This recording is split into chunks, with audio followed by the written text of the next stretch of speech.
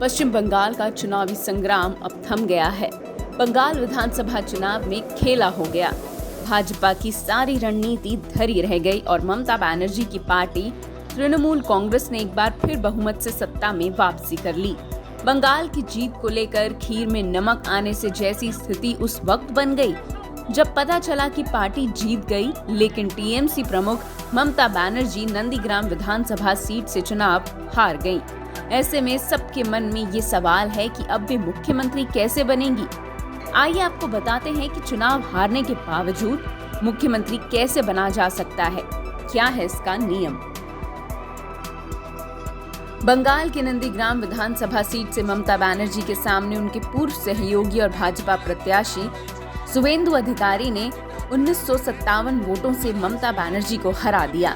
नंदीग्राम में ममता बनर्जी चुनाव हार गईं, लेकिन राज्य में उनकी पार्टी ने तीसरी बार बहुमत से सत्ता में वापसी की है।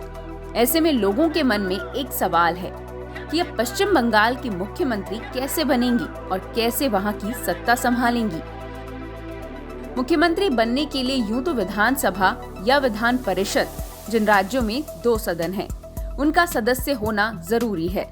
अगर विधानसभा या विधान परिषद सदस्य नहीं है, तो शपथ लेने के 6 माह के भीतर सदस्य बनना जरूरी होता है। नियमों के मुताबिक मुख्यमंत्री पद की शपथ बिना विधायक रहते भी ली जा सकती है। इसके बाद मुख्यमंत्री को 6 महीने का वक्त मिलता है। इस तय समय सीमा के अंदर उनका विधानसभा या विधान परिषद का सदस्य बनना अनिवार्य है। अगर ऐसा नहीं हुआ तो मुख्यमंत्री पद छोड़ना पड़ेगा। वर्तमान में भी देश के कई राज्यों में बिना विधायक रहते हुए भी सीएम बने हैं, जिनमें महाराष्ट्र में उद्धव ठाकरे, उत्तर प्रदेश में योगी आदित्यनाथ, बिहार में नीतीश कुमार और उत्तराखंड में तीरथ सिंह रावत के नाम शामिल हैं। इससे पहले बिहार में पूर्व में राबड़ी देवी, लालू प्रसाद यादव, मध्य प्रदेश में कमलनाथ इसके उदाहरण बने हैं। ममता बनर्जी कड़े मुकाबले में शुवेंदु अधिकारी से 1957 वोटों से हार गईं। उन्होंने अपनी हार स्वीकार कर ली, लेकिन साथ ही आरोप लगाए हैं कि पहले उन्हें जीता हुआ घोषित किया गया और बाद में केंद्र सरकार के दबाव में आकर चुनाव आयोग ने फैसला पलट दिया।